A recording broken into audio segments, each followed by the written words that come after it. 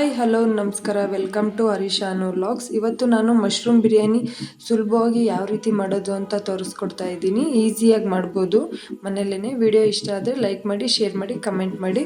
ಮೊದಲಿಗೆ ಬೇಕಾಗುವ ಸಾಮಗ್ರಿಗಳು: ಅಕ್ಕಿನ ಒಂದು ಅರ್ಧ kg ನೆನೆಸ್ಬಿಟ್ಟು ಇಟ್ಕೊಳ್ಳಿ, ಪುದೀನ, ಕೊತ್ತಂಬರಿ, ಹಸಿಮೆಣಸಿನ್ಕಾಯಿ ಒಂದು 4, ಶುಂಠಿ, ಬೆಳ್ಳುಳ್ಳಿ, ಇದಿಷ್ಟನ್ನು ಕೂಡ ರುಬ್ಕೊಳ್ಳೋಕ್ಕೆ.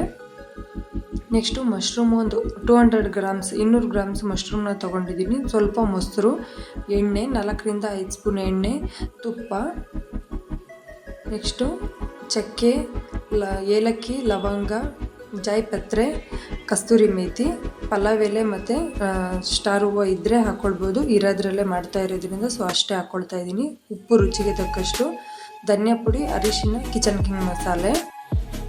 ನೆಕ್ಸ್ಟು 3 ಈರುಳ್ಳಿ, 2 ಟೊಮೊಟೊ, ನಿಂಬೆಹಣ್ಣು. ಗ್ಯಾಸ್ ಮೇಲೆ ಕುಕ್ಕರ್ ಇಟ್ಟು ಕುಕ್ಕರ್ ಬಿಸಿ ಆದ ನಂತರ ಎಣ್ಣೆ ಹಾಕ್ತಾಯಿದ್ದೀನಿ. ಎಣ್ಣೆ ಜೊತೆಗೆ ನೀವು ತುಪ್ಪ ಬೇಕಾದರೂ ಹಾಕ್ಕೊಳ್ಬೋದು. ನೆಕ್ಸ್ಟು ಮಸಾಲೆ ಐಟಮ್ ಸ್ವಲ್ಪ ಫ್ಲೇವರ್ ಬರ್ತಾಯಿದೆ ಅಂದಾಗ ಈರುಳ್ಳಿನ ಹಾಕಿ ಗ್ಯಾಸ್ನ ನೀವು ಮೀಡಿಯಮ್ ಫ್ಲೇಮಲ್ಲಿ ಇಟ್ಕೊಂಡ್ಬಿಟ್ಟೇ ಫ್ರೈ ಮಾಡ್ಕೊಳ್ಬೇಕಾಗುತ್ತೆ. ಇಲ್ಲಾಂದರೆ ಮಸಾಲೆ ಐಟಮ್ ಸೀದೋಗಿಬಿಟ್ರೆ ಚೆನ್ನಾಗಿರಲ್ಲ. ನಾನಿಲ್ಲಿ ಈರುಳ್ಳಿ ಜೊತೆಗೇ ಮಶ್ರೂಮ್ನ ಹಾಕ್ಬಿಟ್ಟು ಫ್ರೈ ಮಾಡ್ಕೊಳ್ತಾ ಇದ್ದೀನಿ. ಮಶ್ರೂಮ್ನ ನೀಟಾಗಿ ತೊಳೆದ್ಬಿಟ್ಟು ಮೊದಲೇ ಇಟ್ಕೊಳ್ಬೇಕಾಗುತ್ತೆ.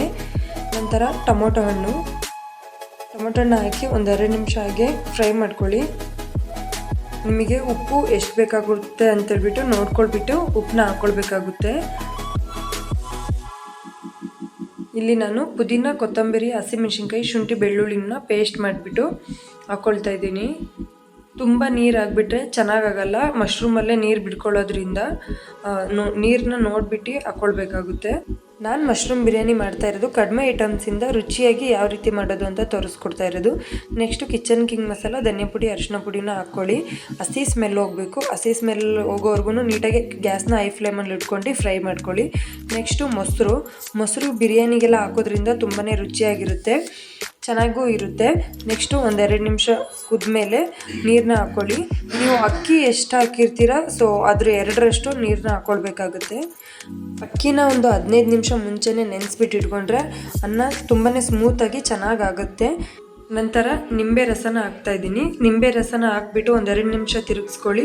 ನಂತರ ಒಂದು 5ರಿಂದ 10 ನಿಮಿಷ ಕುದಿಯೋಕ್ಕೆ ಬಿಡಿ. ಅನ್ನ ಮೇಲ್ಗಡೆ ಬರ್ತಾಯಿದೆ ಅಂದಾಗ ಕುಕ್ಕರ್ನ ಕ್ಲೋಸ್ ಮಾಡಿಬಿಟ್ಟು 2 ವಿಸಲ್ನ ಕೂಗಿಸ್ಕೊಳ್ಳಿ. ಮಶ್ರೂಮ್ ಬಿರಿಯಾನಿ ರೆಡಿಯಾಗಿದೆ. ಯಾವ ರೀತಿ ಆಗಿದೆ ಅಂತ ನೋಡ್ತಾ ಇರ್ಬೋದು ನೀವು. ನೆಕ್ಸ್ಟು ನಾನಿಲ್ಲಿ ತುಪ್ಪನ ಹಾಕ್ತಾಯಿದ್ದೀನಿ. ಬಿರಿಯಾನಿ ಆದಮೇಲೆ ಮೇಲ್ಗಡೆ ತುಪ್ಪ ಹಾಕೋದ್ರಿಂದ ತುಂಬಾ ತಿನ್ಬೇಕಾದ್ರೆ ಅದು ಫ್ಲೇವರ್ ಬರ್ತಾಯಿದ್ರೆ ತುಂಬಾ ರುಚಿಯಾಗಿರುತ್ತೆ. ನೀವು ಸ್ಟಾರ್ಟಿಂಗ್ ಎಣ್ಣೆ ಜೊತೆಗೂ ಬೇಕಾದರೂ ಹಾಕ್ಕೊಳ್ಬೋದು.